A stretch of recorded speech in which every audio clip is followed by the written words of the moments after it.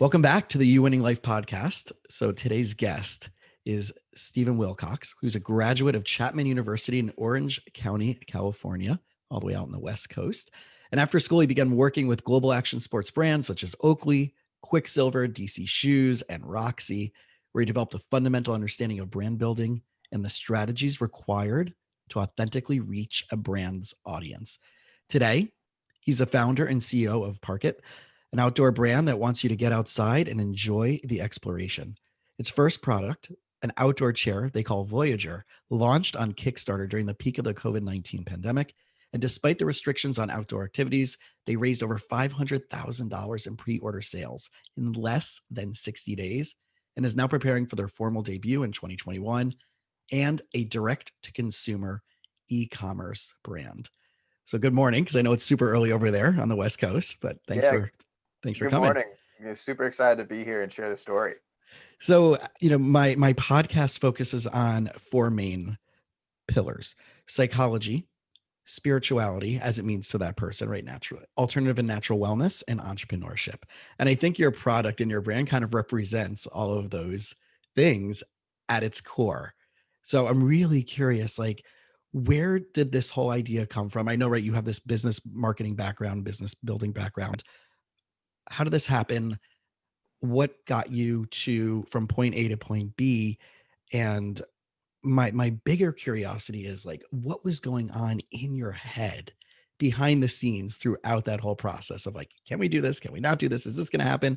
Are we going to, right? All of that. Like, I just have so many questions for you. I'm so excited to hang out with you, but wherever you want to start, anywhere in one of those few questions, go for it. Yeah, I'll start kind of with the genesis of the overall idea for the brand. I've always been entrepreneurial focused. My uncle was an entrepreneur. My grandfather was an entrepreneur. My dad was in the Air Force, but had entrepreneurial characteristics that he drove to be successful in the Air Force and also on the side of his Air Force career. And so it was something that I was always raised with. I think the piece of the puzzle for me that really shifted into this is how you can be a brand builder was when I was in school. I had an internship with Merrill Lynch because I actually was a finance major at first. And had an internship with a bank, and I loved it. I learned a lot, but I realized really quickly this wasn't what I wanted to do for my life. And registered, there's a way now with the advent of different social media technologies and different platforms that communicate and connect us with one another, that there's an ability to build a brand around basically what you're passionate about. And that's what led, into the opportunities with Oakley and Quicksilver that you just mentioned in the intro there. And I knew that I wanted to build a brand that allowed me to marry my passions in life with my passions for work. And what I was able to identify was that, there's an opportunity, especially within the society right now, where being outdoors and being adventurous, a bit of a Patagonia, a Yeti, not so much the action sports side of things now, but more so like the universal outdoorsman and the outdoors woman has become really a pinnacle piece of a lot of these companies that you're seeing come to market today. And that's exactly the lifestyle I live. I don't know if this is going to be a video thing, but in the background right now, you can see the surfboards and the snowboards and the outdoor chairs and all the camping equipment in our garage. Like that's who we are as people. Right. Yeah, that's who I am as a person. And that's who me and my girlfriend are as people. And we recognize that, people gravitated towards these types of activities. They would ask us all the time, how do you guys do this hike? How do you do that? And we recognized that there was a demand for what the knowledge that we had just as people in the lifestyle that we lived. And just eventually got to the point where I was like, how can we put a company together that allows us to do this full time, that promotes the type of values and the passions that we have and brings together a community that can do all of it. And that's what led to ultimately the foundation of what PARKIT would stand for. And so that was really exciting to kind of marry that idea together and put it into an entrepreneurial focus. Nice. So, right, the idea of park it here, right, for your body and your bum, right, in the most comfortable way. And I know, right, the as I was reviewing everything from your site and your marketing, like it's brilliant because I live in South Florida. We're both in beach areas, and when you look online to find a beach chair, it's either like a $5.99 convenience store beach chair. You might spend a little bit more if you go to Target. And then if you go to like these like name brands, like a Margaritaville or Tommy Bahama, you're spending $70, $80, But Hmm. I'm looking at the reviews. I was actually doing a cross comparison, like, as I was looking at things online to prep for the show, and it's like it's a great chair. It's comfortable enough, right? And but you're paying a premium price Hmm. for something that's okay enough. And Hmm. people are going to be brand allegiant, especially if like they're Jimmy Buffett fans. They're going to go to the Margaritaville stuff. If they know the Tommy Bahama brand, and maybe they have some of their house decorations, stuff like that, they're going to stick to that brand recognition. But it sounds to me like this little cottage niche industry that kind of has these like licensed out things. You really try to like take it by storm and solve some major problems with it. Yeah, that's what, like, you segue perfectly into the product. The beauty of the product genesis for us, like where I recognized ultimately that I could build a brand that supported community and outdoor adventure and build all of that, was actually, just doing what we normally do, sitting around a campfire with friends about 3.5 years ago. It's my buddy's birthday, and we're all having a good time. And he goes to sit down in his chair around the campfire that night, and the thing just ripped.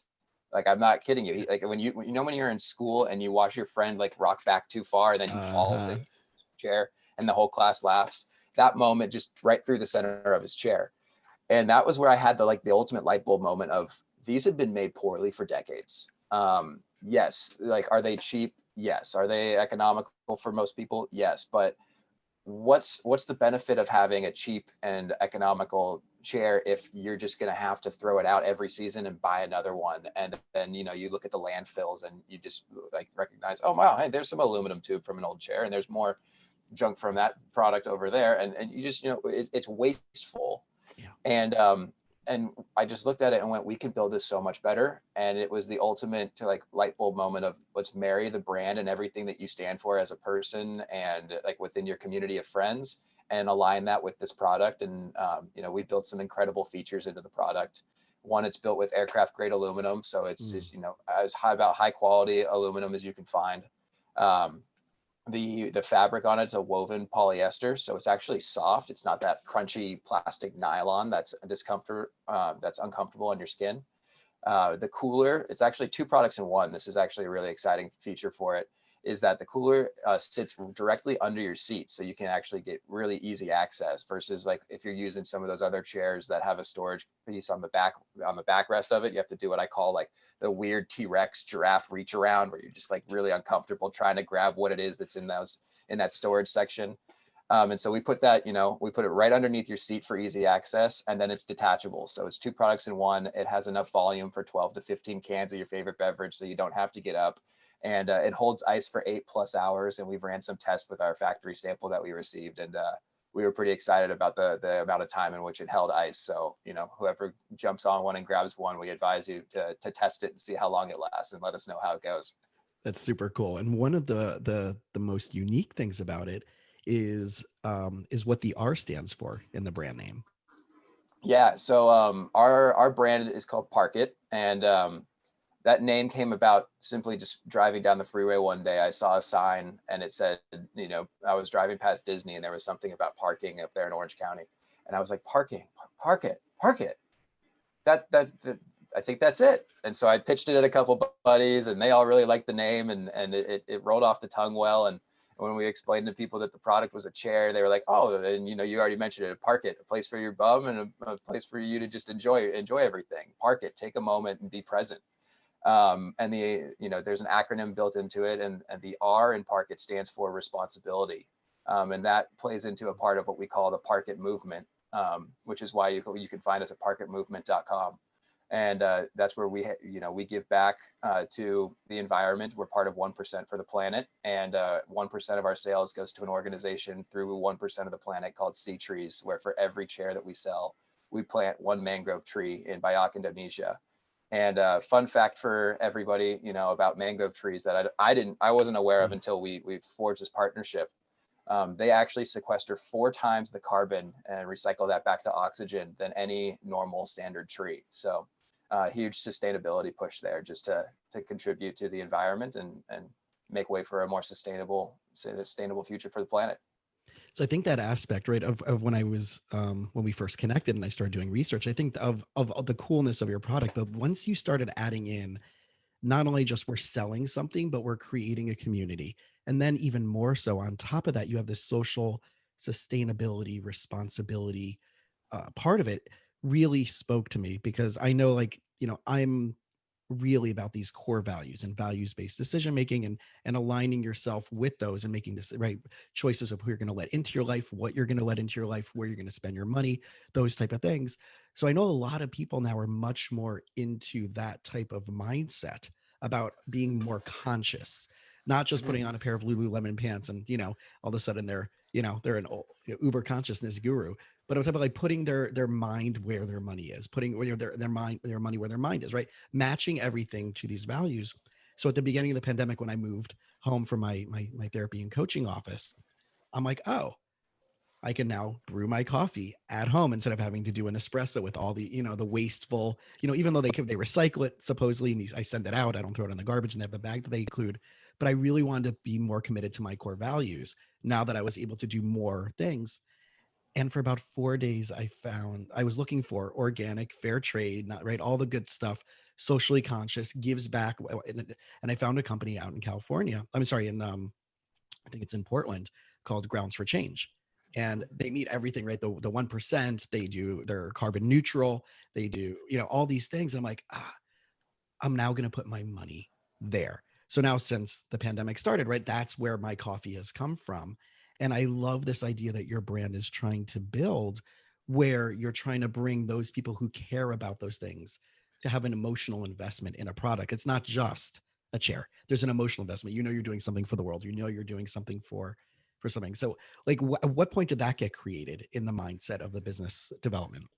Yeah, so being an outdoorsman, that's always been a piece of it. It was figuring out. I remember there was an issue. I mean, California feels like it's always burning in some capacity. I'm sure over on the East Coast, when you guys get the news on California, Right. there's another fire in California that's burned X amount of acres, Right. And you and guys I are just splitting into two different states. Right? That's yeah, that yeah, too. That right. there's either going to be an east and west or a north and south. We're not sure yet, but that's besides the point. In terms of Parkit and the environmental push that we had, I remember working for Oakley and making like the reasonable salary that you make at Oakley when you're fresh out of college, and there was a huge issue with fires that we were having, and I wanted to contribute to it, but I couldn't.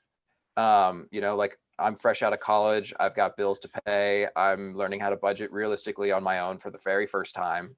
And like I'm not in a position necessarily to contribute X amount of dollars to the fire that I feel is worthwhile contributing. Like, okay, cool, yeah, a little bit. If I give $50, that definitely helps. But then I saw a friend of mine who was a couple of years older who had started his own direct to consumer business. He did an entire email blast where he was like, every watch that we sell this week, we're contributing all the profits to Cal Fire. And I was like, that's cool, because now you're giving me the opportunity as the consumer to contribute, and you as a business owner are making such a greater impact because you're using your community to do so. And I remember like just experiencing that and going, when I build a business, we're going to do stuff like that. And that's one of the pieces that led to ultimately Parkit joining 1% for the planet. For the story for our 1% experience, we launched on Kickstarter on May 6th. We did $70,000 in sales the first day, and we called 1% for the planet on day 3 and said, hey guys, we just broke $100,000 in sales on our Kickstarter campaign. We want to get involved. What do we do? And they just put us right through the process and got us signed up. And we're really proud to say that basically from day 3 of running our company, we were locked and loaded with 1% for the planet to build our responsibility case for building that more sustainable future. That's incredible. So walk me through the timeline from conception of this idea until Kickstarter launch. Time Yeah. frame, thought process, doubt, worrying, right? Worries, sleepless nights. Walk us through the psychology and timeline of that. Yeah, well, I will start with saying that these sleepless nights I don't think ever end. I don't know when those. I don't have any time frame of when I think those might go away, but those are definitely a real thing. So the genesis, like I mentioned, for the brand, I think that's always lived within me and what I like to do. I could trace it all the way back to when I was in college and I was the brotherhood chair for my fraternity, and I was the one leading the campsites. And it's like, all right, we've got 2 camping trips this year. 60 people could come, who's going? And like, I've always been that guy who's just building community and creating those outdoor events. And whether it's surfing, snowboarding, fishing, which I'm getting into now with fly fishing, that's a challenge, just learning the whole timing of keeping the rod going. But that was always, I think, within me. It just was figuring out the platform to present that to the world professionally. And about 3.5 years ago was when my buddy fell through the chair at the campsite, and that's where the idea really started. And it took about a year before I really started investing into product design. I kind of spent the first year like just driving around Southern California in my car to different metal shops and different woodworkers, and I was like always knocking on the door being like, when I would walk in with a sample of a chair from another company that was really close aesthetically to what I wanted, but just was like still built with the poor materials. And I'd just be like, hey, do you guys know how to build this? Do you think you could do aluminum? And do you think you could do all these things? And they're like, they looked at me like I was crazy. Right. And now that I look back on it, I'm like, yeah, like these guys are metal shop workers and woodworkers. Like they're not here to build products. They're here to supply like, unique crafts. And so definitely barking up the wrong tree. But then got to the point where I was like, okay, like, how are we going to figure this out? And you have in your brain this like concept of the Social Network and that movie where, like there's the Winklevoss twins and they come up with Harvard Connection, and then Zuckerberg comes out with Facebook, and then the movie goes through kind of like the lawsuit between the two of them. And so you have this like internal, like, maybe I don't want to tell everybody about this idea. Like, how do I go about this without like blasting this out there? Because you're so early on that if someone else decides to take the idea, like you're racing with them to get to market. So I ended up like putting like a really, really vague message on LinkedIn of like, hey, anybody in the consumer goods space know how to build a product from the ground up, like please reach out. And an old coworker of mine from Oakley like slid into my DMs on LinkedIn and was like, you need to talk to these guys in Utah called Klugonics. There's a guy there named Jason, and their team is fantastic. They helped us design this entire product, and their product is basically a tailgate protection piece that has seats built into it. And I was like, oh wow, okay, this I see alignment. I see the alignment here. Let's reach out to these guys in Utah. And so that was about a year after my buddy fell through the chair, and then I had my first conversation with Klugonics, and their motto is bring us your napkin sketch and we'll bring it to life. And I read that and was like, oh, that's like, from being a marketing brand guy, I'm like, oh wow, that's a good one. Like, okay, like let's see, how this goes. Sign the contract with them, and we went through the ideation round. And I was like, within a month, I was like, you guys really take this napkin sketch is like really come to life. Like the very first sketch that I got of it that was rendered, I was like, yeah, this is it. This is perfect. Wow. Like, I don't like, you guys nailed it. This is what we're looking for aesthetically. This is what we're looking for from a brand standpoint. This is what we're looking at from functionality. Like, you guys have absolutely killed it. But then the real work began. And that's what I think as a brand builder, I absolutely underestimated. Those meetings, took place, a little over 2 years ago now. Those initial meetings with Klugonics. And so it took us 2 years to get from, initiating the contract with them to launching on Kickstarter. And I think, being a brand builder at Oakley and at Quicksilver, we would basically get told, hey, here's next season's sunglasses, or here's next season's wetsuits. And we're like, oh, these are awesome. What can we do from a creative standpoint to make these things sell? And like, man, I had no idea, like just the little detail of where the sew line would go on a wetsuit between this area of your shoulder or just a little below your shoulder is so important and pivotal. And that product design team, they really dial in everything. And that's one of the things I think in the process that I wasn't prepared for. I had stuffed away enough cash to basically float myself for 6 months. And I was like, yeah, we should be able to get this thing done in 6 months. And at about month 4, I was like, yep, okay, you're going to need to start contracting ASAP. And so I started like putting my name back out there and started building people websites and shooting photo shoots and doing all those things again to try and get it from, just month 4. Like, we're talking, I vastly underestimated the amount of time it would take. Yeah. So there we are, building the brand and starting the Instagram and starting to get all the foundation features of the brand together for that community. We're getting the foundational pieces set up for the product. And meanwhile, I'm flying around the country, like shooting photos and doing websites and meeting with clients and trying to juggle all of it at the same time. So the sleepless nights were aplenty. I get a sound sleep every so often now, but they still hit. And there was a lot of them, especially in that first year of design and production, just to keep enough cash coming in to Hmm. pay those guys to fund the design. So that was kind of I remember there being one moment where you're like, you cut this check and you land this job, you're fully vested, like you're in. Yeah. And it's a good feeling because that way you recognize that you are committed, you are dove in, and it becomes your baby at that point, and you'll do anything to keep it going in the direction that you need it to. And that's I think one of the more motivating factors of it being an entrepreneur and getting something started is having that kind of that pivotal mind shift of this is just a fun idea that I'm exploring to this is a real business that we're going to build, and it changes the game in terms of how you go about it with your mindset.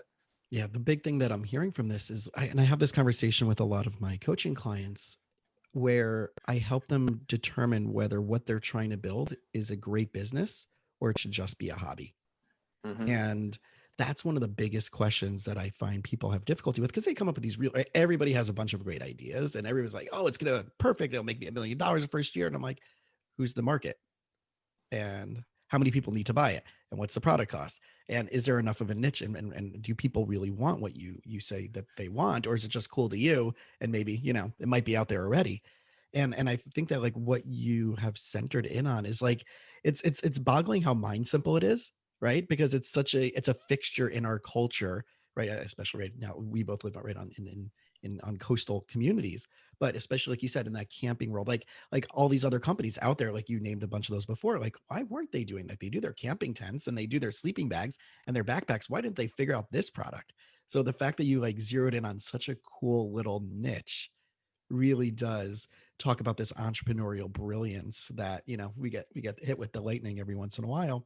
And it reminds me of the Sarah Blakely story with Spanx, of going Mm-hmm. around to all these people to make, can you make this for me? And they're like, no, everybody laughed her out, like, oh, but you sell fax machines, what do you mean you want me to make this, like, whatever little thing, right? And now she's the first, right, self-made woman billionaire in the United States, and no outside funding and all that really cool stuff.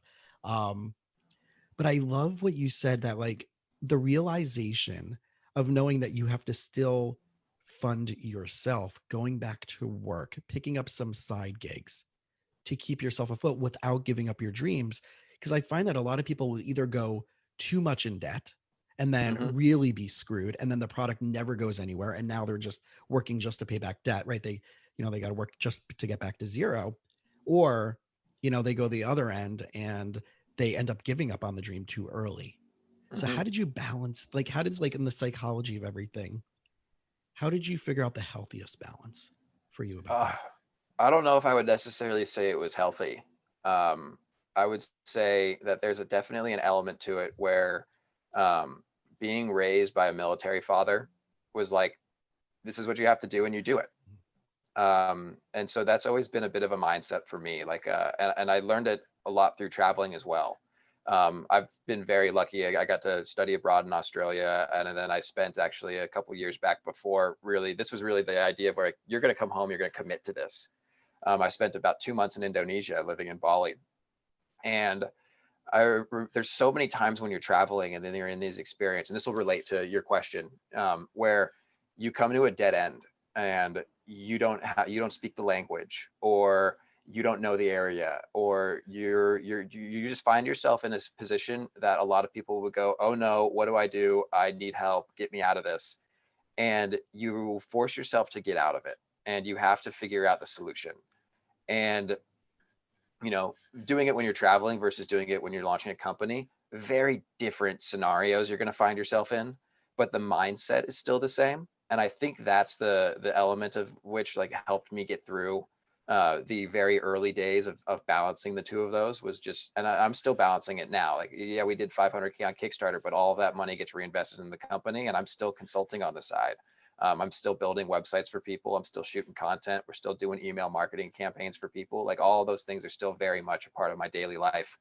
The difference is now that I've got a business that's generating some form of sales. So it's extra motivating to keep it going. But in the beginning of it, you know, you just look at the things that you have to do that day and you're like, we need to start filing patents. We need to start filing trademarks. Okay, what's that going to cost? Well, you can do it through LegalZoom, but is LegalZoom really the right way to do this? Let's Mm-hmm. call our friend's dad who's a lawyer. All right, he's going to help us out and do this at like a 15% discount, which is lawyer fees. Uh-huh. 10 minutes on the phone with a lawyer is like $300. Yep. So, we're like, I'm looking at that and I'm cross-referencing that with the amount of work that I've got consulting. I'm going, okay, you need to close another client. Otherwise you're going to be out of cash by the end of the next 30 days. And then you got to pay rent. And there's a lot of those different things. And I think ultimately that mindset that you get when you're traveling of, I've got to figure this out. I don't know how to read this street sign, but I know that I need to go north and the sun's over. And you just get into this mindset of figuring it out. Mm. And that's the piece of the puzzle, I think, that especially in year 1 and year 2 really kept everything moving forward, from a level of just persistence. Yeah. Yeah, and there was another element to your question, but I think it's escaped me a little bit. If you It's could all remind. good. So, well, I mean, the idea of, you doing this duality of, right, do I keep going or do I stop, and those type of things. One of the focus factors in that process of what you're talking about, like you say, like, we start off with like, who's the cheapest person that we can bring in that maybe knows something. And I had this with a client the other day. They're like, well, I have a friend of mine who is a CPA, but they might, I think they're also a tax attorney, but I'm not sure. And I'm like, well, but is that the best person to solve this problem for you? Mm-hmm. Well, but it's my friend. I'm like, but is it the best person to solve this problem for you? Right. And well, it's the cheapest person. And I always want people, especially in their entrepreneurial journey, that sometimes that extra couple $100 an hour to invest in a good attorney, to invest in a good accountant will make the difference on the back end down the road of Yeah. exponential. Absolutely. Like there's so many times, especially in the first 2 years too. And this is important to note that I would like look at my girlfriend and be like, I need a partner. And she's like, you don't need a partner. I'm like, no, I need a partner.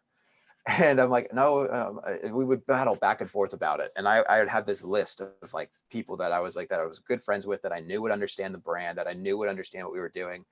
But the problem was we're all brand guys. So like we Mm-hmm. didn't bring really different skills to the table. We just brought like another element of like what I did to the table. And for the most part, I just needed like someone to bounce ideas off of, not necessarily like a partner. I just needed kind of like a coach, in Yeah. some form of capacity.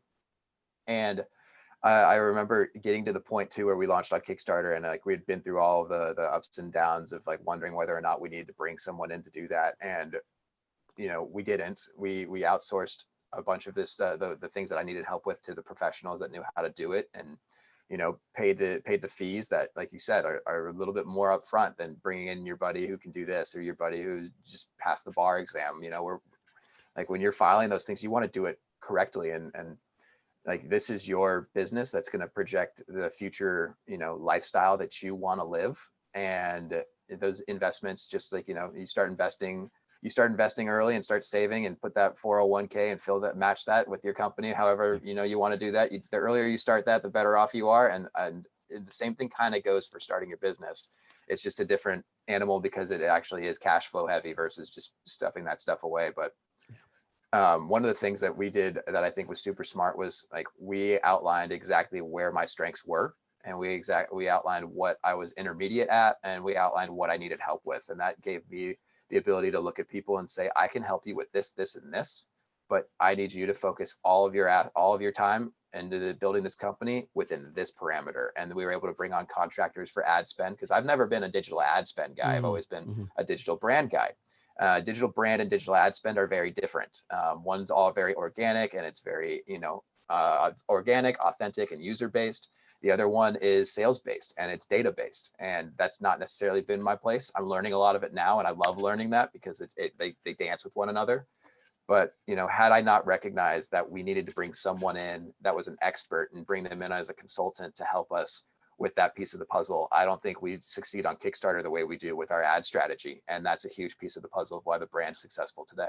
Yeah, that's amazing. And I know that, like, as a therapist slash coach for a lot of people in the entrepreneurial space, starting with the end in mind and building the business, not like, well, when I can afford it, I'll bring that person in, but kind of designing that org chart from the beginning. And even though you might be doing 90% of those positions, but knowing exactly that if you are already running it as a multi-million dollar company, what would all the job descriptions and job positions you would need to hire and fill Mm-hmm. in order for it to run with all those other experts in that place is an incredible first brainstorming thing when someone is mapping this out.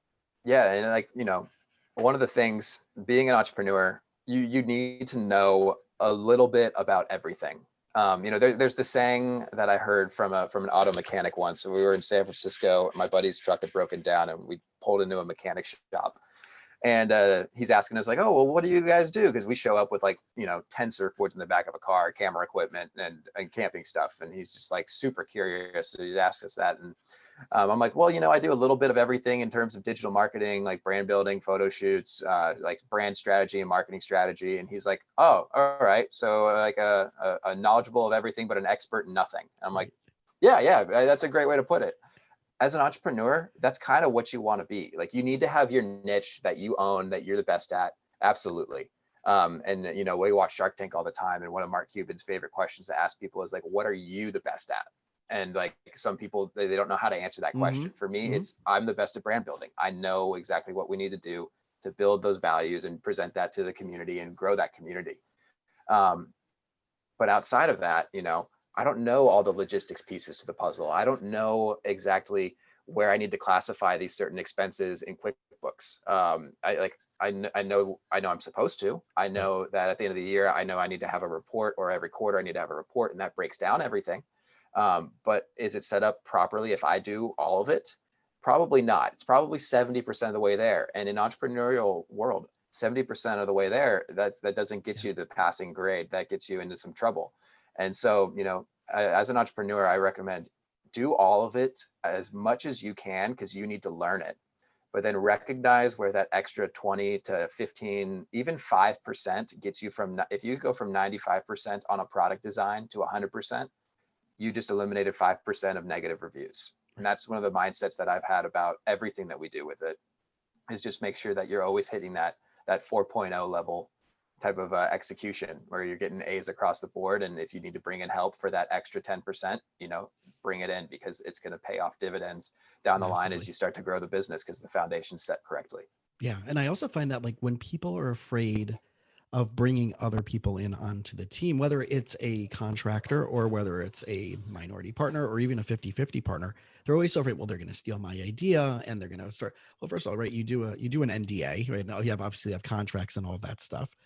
But I always have this idea of like, well, it's better to have 50% of something than 0% of an idea that's just in your head. Yeah. And that's 100% one of the things that we're looking at now. Like, I'm great at the front end sales and marketing side. I'm learning a ton about logistics. Like, I was reading a blog the other day, and basically I learned that Apple's inventory for iPhones depletes, once they fill the warehouse, it depletes within something like 3 or 4 days. And so they've got to have, the product lands, and wherever it lands, I don't know where their warehouse is, but the product lands in the warehouse, it sells through, and they've got another shipment already en route. They've got another shipment probably leaving port. They've got another shipment leaving the factory. It's just a machine of logistics operations. And that's what I've been learning a lot of now. And it's definitely not what excites me. I get to the stage of the day where it's like, all right, you need to figure out all these logistics things. And I'm like, all right, cool. Oh, all right. The dollar figure on this kind of sucks, because it's shipping. And a lot of, I think, entrepreneurs, they don't really go into it understanding. A lot of entrepreneurs too, we are the front end guys. We're the marketing, we're the brand, we're the idea people. We're not the fulfillment people. And so we get to this fulfillment stage, and we look at these tariffs, and we look at these customs and import fees, and we're like, what are all these? And so, like, now to circle it back to partnerships and bringing in the right people, is like, you really won't know what your biggest problems are until you start like really doing it. And so, like, now I know if I bring in a partner for PARKIT, I'm identifying someone who is incredibly well versed in operations and logistics. I need, someone that's going to be the spreadsheet guy, so I can go be the canvas guy and get this thing beautifully presented in front of people and focus on that end of it, and have the spreadsheet guy go in there and isolate and find ways to make it, as optimized and efficient as possible. And that's who the partner for PARKIT will be. I don't know who it is yet, or when we're going to realistically need to bring them in, because I've been managing it for the most part with this first product run through Kickstarter. But it's just, you have to be able and willing to recognize where those opportunities lie and when is the right time. And I think for PARKIT, we're getting closer and closer to that time. So through this journey, by contracting with people or having conversations with people, one of the biggest things that I find that in my own entrepreneurial journey, right, starting off as a small private practice and then branding and then starting a podcast and then going into the coaching world is who do you trust and how do you learn to trust who to partner with in Hmm. this I, process? Because I one of the think, things that I had right for social media about 2 years ago, because this person was associated with somebody I trusted, I hired them and I ended up getting shafted big time. And it really destroyed my trust, not only in right in that part of that industry, but also in the person that I met this person through. So mhm. as a right, and then obviously at a certain point for some entrepreneurs or even businesses, that might be their first venture into that little niche of like putting money there or hiring or consulting with that type of person, and they might get burned. So what have you learned about that process that you can share with us? Yeah, so I think that's definitely an issue. We've come across like a handful of those types of scenarios, and the piece of the puzzle that's super important is just when they talk about, hire quickly and fire quickly. You definitely are like, all right, cool, nope, this isn't going to work. Thank you for your time. Appreciate the help you've been able to offer. We're moving a different direction, and you move on. In terms of finding the people and the things that I've recognized in the people that we do trust, it really surrounded it really came about, understanding their motivations for why they do what they do. Um, and none other than was the group that helped us design our product, Klugonics. And I remember there was a day like early on, we'd flown up to Utah to meet with them, and Jason and I, the CEO of Klugonics, he and I went and got lunch, and we're sitting there, and he's asking me questions about like the brand and like my passions about like where I want to see it go. And I start turning the questions back on him with like, well, what's your vision for Klugonics? And like, what do you want to do with that? And then he and his fiance, they also have a direct to consumer business on the side, and talked about that. And he's like, my ultimate goal is to sell both of these businesses and become a VC and just help mentor more and more people along the process.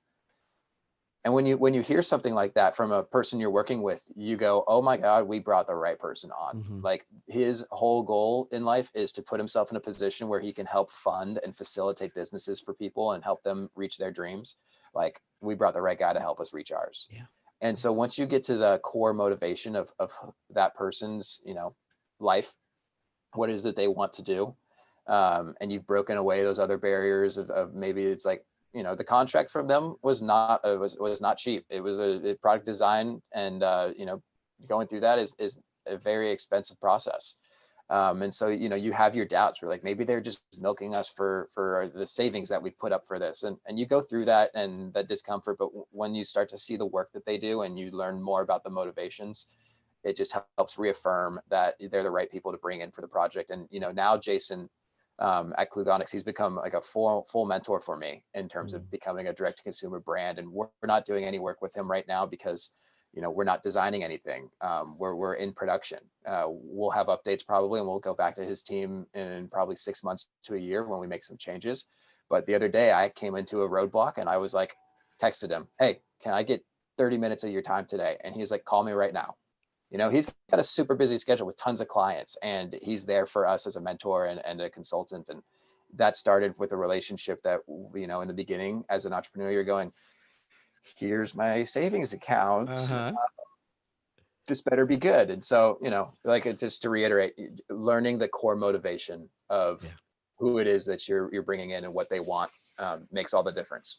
And I see this often in the entrepreneurial space where, if one of these people are hosting an event or they're doing some type of, everybody's offering events, right? Right. Of these type of things, but you actually have to see like what they're doing behind the scenes. What's their actual production? Where are they experts in? What their success and track record is.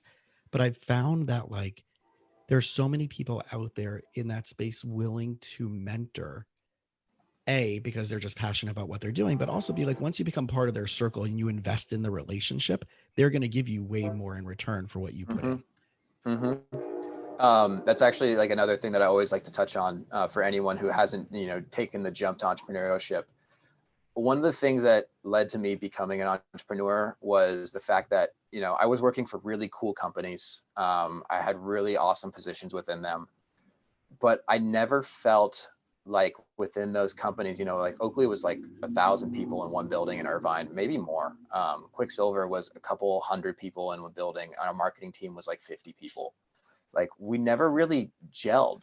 And like, meanwhile, within the company, like, there's no real ownership of like the success of the company, but there's the ownership of your own success within the company. And so people can be a little bit backstabby, and like you go through like basically the office politics piece, right? Yeah. And it's just like that was such a turnoff for me. And when I got into the consulting world, I started to recognize, wow, now I get to like really isolate who I work with. I get to pick my clients. My clients are picking me. We're picking people based off of like core values, not necessarily the income that they come in. And you have this shift where you now like, even the clients that I work with now, like there's some of my favorite people to work with. And there's going to be a day where I have to tell them, hey guys, I have to grow PARKIT, and my last day is going to be in 60 days. Here's a couple resources for you, but I'm going to be bummed that I have to walk away from those relationships and those companies in terms of a professional aspect. Mm-hmm. Hopefully everything stays like awesome on a personal aspect. But when you go out there and you build your company and you start this entrepreneurial journey, you end up finding these people who have walked that path before you, and they are the ultimate like guide to your own success. Like my uncle's an entrepreneur. He's always been like kind of prodding me with like, when are you going to do it? When are you going to do it? When are you going to do it?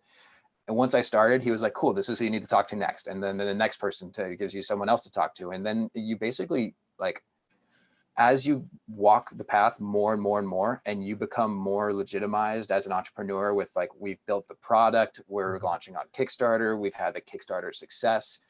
Basically, like people come out of the forest and they're just like, hey, saw what you were doing. This is awesome. Right. Have you thought about this? And you're like, no, I have not. They're like, that's exactly what I do. This is what we did. This is how I learned this. I had a feeling you might need help with this. Let's grab coffee. Let's grab a beer.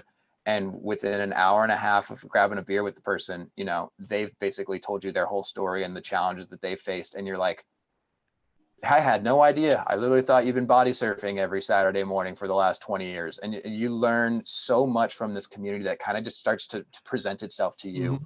as an entrepreneur, that I think as an employee, like you just have no idea would exist, Right. because of the way that the office environment works compared to the entrepreneurial environment. So it's a cool little experience. Yeah, it's so interesting because I noticed that like as I shifted more and more away from like that traditional therapist role, even though my training was not in the traditional therapy, like we were talking about before, the integrative mind body medicine stuff that I do.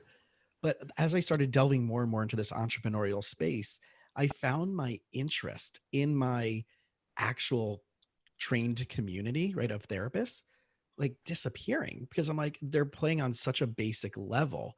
And the arguments, and I see in all these like Facebook forums and groups are like, you know, how do I tell my clients that I'm raising my fees $5 an hour? Right. Those type of like minuscule things. I'm like, well, you know, what, knowing about what your worth is, knowing what, you know, the marketing side of it, the psychology side of it. But these are people who are supposed to be experts in psychology or counseling or therapy, but don't get the business venture side of things, and that you don't have to be, you know, having all these doubts. And the only mentors they look to are typically within our own field. They're not going to other people in different industries. That's what I love about the entrepreneurship spaces, because you have so many different verticals that Mm-hmm. one may have nothing to do with yours, but they're going to have some tangible, practical application, like you just said, that can take that influence. So now 90% of my influence about anything having to do with my therapy practice at this point, except for my continuing education or where the areas of niche that I'm interested in getting my additional training in. But I don't go to anybody that's a therapist for any or a coach for business advice. I go to the entrepreneurial space of people who are like, well, these are the different ways of looking at it that got me here, Mm-hmm. versus what's going to be the same old little bubble package that only got us to this threshold. Mm-hmm. Yeah, I couldn't have said it better. You know, I think like one of the interesting things is my uncle, you know, his business has been really successful. He's a label printer. And when I say label printer, if you bought a Jack in the Box burger, when they had the little sticker that went on it that had the ketchup, the mustard, the mayo, and the lettuce, tomato, and onion thing on there, and if you got like any of those taken off, it was X'd on the sticker. Uh-huh. He printed those for like the whole country.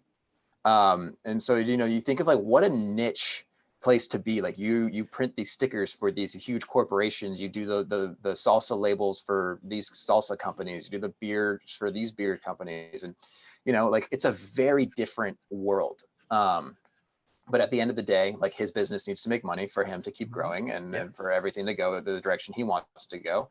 And I remember having a conversation with him. And this is one of the areas where, you get to see and learn from both sides of the coin. Coronavirus hits. We're supposed to launch our Kickstarter on March 18th. Mm-hmm. March 16th was the day everything shut down. And St. Patrick's Day this year was the saddest St. Patrick's Day that we've ever had on record. And my brother gives me a call and he's like, "Are you going to launch?" And I'm like in my head, like, what would Uncle Robert do? What do all the entrepreneurial books you've done do? What would Phil Knight do when he started Nike? And like in my head's like, "No, we're just launching tomorrow. Like we're doing it." He's like, "I think you should probably pause and you should change your thought process on that." So my brother gives me the advice to pause. I call my uncle and I go, "Hey, like we're delaying the Kickstarter campaign. Like what, any recommendations, any thoughts?" He goes, "I think that's a good idea. I think it's time for you to start knocking doors." I'm like, "Knocking doors?" And he's like, "Yeah, you need to knock like surf shops and outdoor shops. It's time for you to go in there and talk to buyers and start selling them." And I'm like, "Yeah, but like that's not really what we've built this business to be. We're not a wholesale company." And he's like, "No, Steven, when I started my business, I was knocking, 50 doors of businesses a day, trying to find out who needed labels. And I would do that every day for basically like 3 years. Like that's what I had to do to build my business. It's time for you to start knocking doors." And I'm like, "Love you to death. You've given me a lot of good advice. I don't think this is the right path." And I could tell internally on the phone, he's like really challenged by this like thought process that Steven's not going to go knock doors. Meanwhile, like I've got an email launch list of X amount of thousands people. We've got an ad budget set up of X amount of $1,000. We've got all these pieces of the puzzle to really launch this thing online. And you go through the ups and downs of the first couple of weeks of the pandemic, and living in Oceanside, I'm sure you experienced the same in Florida. Like people started flocking to beaches. Mm-hmm. And I started to recognize, I'm like, okay, consumer behavior isn't panicking anymore. They're going outside. I can't find parking in my neighborhood, which in my neighborhood in Oceanside, we don't ever have parking issues to try and get to the beach. That's like a Newport Beach type of issue that you deal with, not an Oceanside thing. It's one of the reasons I love living here. I can always park right in front of my house. But I was like, if this is an issue that I'm experiencing now, and I see all these people at the beach, and we're talking about shutting down the beaches because people are going outside to the beaches too much, we should probably launch. Like people are traveling, people are getting out, they're going in groups. We should get this thing in front of people on Kickstarter. And so from March 18th, to middle of April, we started to ramp up everything again. And we launched the first week of May. And my uncle calls me back the very first day of the Kickstarter campaign. And he goes, "Holy crap." I'm like, "What?" And he's like, "You just did $75,000 in sales on one day online." I'm like, "Yeah." He's like, "I'm so sorry. I kept telling you to knock doors. I had no idea." And it's great because like his mindset was correct. Yes. Like nothing about his mindset was wrong. I want to point that out. It was a different generation for him when he had to build his business than it is for me as I'm building PARKIT. And I taught him something. The river flowed the opposite direction. And the first thing he did was he was like, "All right, well, you're going to teach me how to do some of this stuff for my business online." So now I'm helping him and transition them from just a fully sales rep oriented company to how they can start funneling things online. And he's just like blown away by the technology that exists. And he's north of 60. I think he's 62, 63 years old. And he's like fired up because he's learning about all the things that entrepreneurs are doing now. And then he has his group of people, that he mentors outside of just me. And he's passing them this information that he's now discovering of like, hey, this is how we use Facebook for this. This is how we're using Google to do this. This is how this is happening. This is what we did on our website. And all this is generating new revenue for his business. And, it's been cool to see how even though the generational gap exists, the ability to transfer the knowledge back and forth, being such a young company and such a mature company, we're still able to help each other. And that I think happens day in and day out with whoever it is I talk to that's also an entrepreneur. We're just constantly talking about what's succeeding for you, where have you made failures, and we're learning from each other's mistakes. And it's just a lot of like transfer of wisdom. And it's incredible to unearth that side of the business and unearth that side of building something, because I think, to circle back to the corporate world, I never really could find that. And I felt like I was always searching for that. And entrepreneurship was where I found it. It's amazing because I know like his advice, you are right. He was correct. You need to get in front of X amount of people, but that's what the internet is for, right? It's not like going and knocking at one door in your neighborhood. In the same amount of time, you can get in front of your entire neighborhood by the correct marketing technique. So he was right in theory that the application of it was, you needed the 2020 application of it, not the 1985 application of it, right? Yeah, exactly. Which is which is where I want people to hear, like, all these fundamentals of marketing and branding. It's like, a few years ago, my office was on the fourth floor, back corner office. There's no like signs. I don't have a billboard out in front of the building of the office complex saying, right, this awesome therapist and coaches here, X, Y, and Z. Like, it was and I couldn't just either sit there and twiddle my thumbs waiting for someone to pick up the phone and call. So I've gone through that whole thing. I now have a complete, absolute black and white no on any print marketing. It just doesn't, for my business, for my field, it just doesn't do anything, right? And I get all the like, oh, well, do you want to advertise with our banner for our golf course? No. Do you want to do the back of our scorecards for our country club? No. Right? The money, I know for where my industry is, that where I need to get in front of people is by now specifically this type of medium, because people want to see what you do, not hear about what you do. And it's very difficult for a therapist and coach unless you're working with them due to confidentiality and all that other stuff. So I realized that, how can I show the best of what I do and how I'm interacting when brainstorming with people is by doing a podcast and by coaching some of the people that I have on my show. So it really does take that old school thing of, how do you get in front of more people and how do you show what you do and how do you differentiate what you're doing from other people, has to be updated, even though the fundamentals of that philosophy still exist. Yeah, and I think, even funnier experience regarding that was like explaining to my grandfather what I was going to do. My grandfather's like, Steven, I can just walk down. This is my grandfather voice. Right, Steven, right. I can just walk over to CVS and pick up a chair for $29.99. Why would I go and get one of yours? I'm like, because the entire, the next generation of kids doesn't want to go and get their product at a CVS. And you touched on it at the very beginning of this podcast. Like, we want to invest our dollars into companies that we align with from a value standpoint. And one of the best applications of seeing that in real life isn't just, going to a beach cleanup and seeing everybody wearing Patagonia shirts. It's going on Instagram and going through what your friends are posting. And the way that I relate this to people is that, 20 years ago, if you bought a Harley Davidson, you showed up to your friend's house and you were like, hey guys, check out my cool Harley Davidson. And you had like the helmet and you had the leather jacket and you had all those things. And you were showing off, like, this is what I got. This is who I am. Come check out my life. You were expressing your personal brand. And what Facebook and Instagram on a more personal level have allowed everyday people to do is build their own personal brand. And sometimes I think there's an element to it that can be unhealthy. And I also think there's an element to it that is healthy. We can decide if we want to get into that. I'll let you lead those questions if you'd like. Oh, for sure. But from a marketing standpoint and from a business and consumer standpoint, now if you buy a Harley Davidson, the first thing you're doing is you're calling your friend who's a photographer. You're having him take a photo of you on a windy road in Malibu or in Orange County up in the hills or down the street here in San Diego. And you're having him edit it, and then you're publishing that on your social media feed saying, hey, everybody, like, great day, we're driving down the windy road, right? You're building, like, you're expressing to the world what you stand for. And there's an element to brands and products and businesses and consumers and that relationship dynamic today that's very different than I existed, even 5-6 years ago. When I was at Oakley, I tell this story to people all the time. When I was at Oakley, we were told, hey, here's your marketing budget.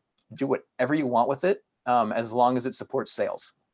Right. We're like, okay, like, there's no metrics to measure it. We're like creating like giant big screen TVs that are in the shape of snowboard goggles to place in snow shop windows. Like, they're awesome. They looked cool. We don't really know if they had an effect on sell-through, but today I can post a video of a chair being used by a guy in the desert versus a chair being used by a girl at the beach and tell you which one performs better. Of course. And that's an element to marketing that just never existed. And so for years, like, it was kind of like, we're just going to tell the consumer what they need to think and what they should believe. And if they agree with it, then they'll buy our stuff. Well, now it's the other way around. They're telling us. And so, with this Harley Davidson example, that person's telling Harley Davidson, you guys are doing everything that I believe in. I also believe in this. And I'm going to tell the world that I'm aligned with your company as a value. I want to be historical. I want to be distinguished. I want to be a little bit rugged because I'm on a motorcycle. Like, that's who I am as a person. Part of a community that also self-identifies with that. Exactly. And that's one of the things that I knew with PARKIT. I was like, we're going to nail this thing on the head. Like, we are all about outdoor adventure. We are all about outdoor community building. We want to sit around the fire and we want to sit in our chairs and we want to tell the stories of who we are. And that's the piece of the puzzle that for us, we know that that's what's connecting with people the most is that it's about, the people and the story, and the chair facilitates the engagement. And in the world that we live in today, with everything going on between what 2020 has been, and what you go online and you read when you go on Facebook and you read through comment sections and everything, is we need that face-to-face around the fire personal connection again. And I think one of the important pieces for PARKIT is making sure that our mission is always that, and that's the focal point, and that our product builds upon those values, and that way we're engaging and we're presenting that to people. When people share that, hey, I have a PARKIT chair, they're also representing those values as well. And that's one of the things that that we find really important. Yeah, it's the like-minded individual investing their time, effort, and energy in like-minded things, and the community building. And I really want to stress this because, when people come to me for stressful situations or navigating stuff where it's company culture, it really is all about the connection at the end of the day, whether they're feeling it or they're not feeling it, whether it's in their relationships, whether it's with parenting, right? Employee to employer. And that's the common one. It's like, I can see where my employer is struggling with some things and I know I can help them, Mm-hmm. but I don't want, right. But they're going to think that I'm going to overstep my bounds and all those other things. Right. So it's that mindset of like, how can we build a better community where everybody's uplifting everybody Mm-hmm. is such a cool insight to look at. And the commitments that you're making, right. To all these different little niches through one product is super awesome. No, thank you. Cool. So I want everybody out there to check out the website. It's parkitmovement.com. And then on Instagram, if they wanted to find you, is the same thing.